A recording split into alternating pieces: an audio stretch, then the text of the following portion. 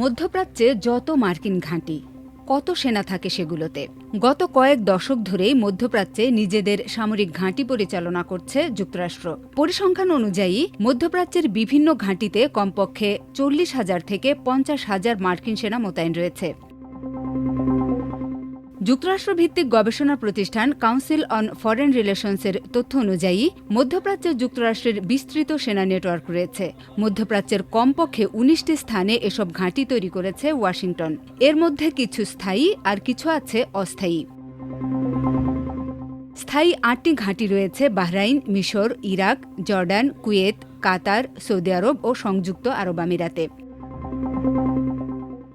মধ্যপ্রাচ্যে যুক্তরাষ্ট্র প্রথম সামরিক ঘাঁটি স্থাপন করে 1958 সালে লেবানন যুদ্ধের সময়। 2025 সালের জুন পর্যন্ত মধ্যপ্রাচ্যে প্রায় 40,000 থেকে 50,000 মার্কিন সেনা রয়েছে, যার মধ্যে এই অঞ্চল জুড়ে বৃহৎ স্থায়ী ঘাঁটি এবং ছোট ফরওয়ার্ড সাইট উভয় ক্ষেত্রেই কর্মীরা নিয়োজিত রয়েছে। সবচেয়ে বেশি মার্কিন ঘাঁটিগুলো রয়েছে কাতার, বাহরাইন, কুয়েত, সংযুক্ত আরব আমিরাত এবং সৌদি আরবে। এর মধ্যে সিরিয়ায় আছে 2,000 সেনা, ইরাকে আছে 2,500 সেনা, কুয়েতে আছে 13,500, জর্ডানে 3,813, সৌদি আরবে 2,700, বাহরাইনে 9,000, সংযুক্ত আরব আমিরাতে 3,500 মার্কিন সেনা মোতায়েন রয়েছে। এই স্থাপনাগুলো বিমান ও নৌ অভিযান, আঞ্চলিক সামরিক সরঞ্জাম সরবরাহ, গোয়েন্দা তথ্য সংগ্রহ এবং হামলা চালানোর জন্য গুরুত্বপূর্ণ কেন্দ্র হিসেবে কাজ করে। তবে বড় কোনো অভিযানের সময় এ সংখ্যা কয়েক গুণ বাড়ানো হয়। এই অঞ্চলের সবচেয়ে বড় মার্কিন ঘাঁটি রয়েছে কাতারে। এর নাম আল উবেদ বিমান ঘাঁটি। 60 একর এলাকা জুড়ে এই ঘাঁটি স্থাপিত হয়েছে। 1996 সালে প্রতিষ্ঠিত এই ঘাঁটিতে 10,000 সেনা মোতায়েন রয়েছে। এই ঘাঁটিতে প্রায় 100টি বিমান এবং ড্রোন রাখার ব্যবস্থা রয়েছে। যুক্তরাষ্ট্রের এই নৌঘাঁটি বাহরাইনে অবস্থিত। এতে প্রায় 9,000 সেনা রয়েছে।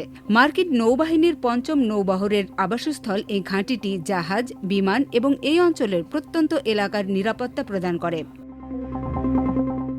ক্যাম্প আরিফজান কুয়েত সিটি থেকে প্রায় 55 কিলোমিটার দক্ষিণ পূর্বে অবস্থিত অন্যতম প্রধান মার্কিন সেনাঘাঁটি। এটি 1999 সালে নির্মিত হয়। এটি মধ্যপ্রাচ্যে, বিশেষ করে মার্কিন সেন্টকমের দায়িত্বপ্রাপ্ত এলাকার মধ্যে মার্কিন সামরিক অভিযানের জন্য অত্যাবশ্যকীয় সরঞ্জাম সরবরাহ এবং কমান্ড কেন্দ্র হিসেবে কাজ করে। সংযুক্ত আরব আমিরাতে অবস্থিত আল দাফরা একটি কৌশলগত ঘাঁটি, যেখানে নজরদারি, গোয়েন্দা তথ্য সংগ্রহ এবং যুদ্ধ বিমানকে কোনো অভিযানে যেতে সহায়তা করা হয়। এই ঘাঁটিতে F-22 র্যাপটারের মতো উন্নত মানের বিমান, ড্রোন সহ বিভিন্ন নজরদারি বিমান রয়েছে। ইরাকের এই বিমান ঘাঁটি মার্কিন বিমান বাহিনীর হামলার জন্য ব্যবহার করা হয়, বিশেষ করে উত্তর ইরাক এবং সিরিয়ায়, যেখানে মার্কিন সৈন্যরা কুর্দি এবং ইরাকি বাহিনীকে পরামর্শ দিয়ে থাকে। রুবিনা আক্তার, আমার দেশ।